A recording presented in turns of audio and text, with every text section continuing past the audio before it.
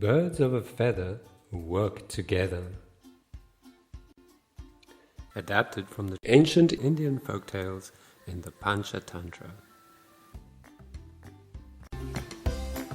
This is the story of the pigeons of Malta and how they learned the value of teamwork.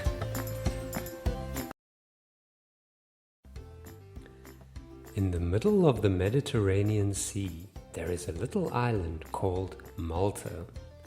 Each year, since before anyone remembers, thousands of pigeons have stopped here to rest on their way to their nesting grounds far across the water. The old people say that before people started hunting them, pigeons used to fly solo. Each one would go his own way, and they never flew together as one. Who knows, maybe it was so.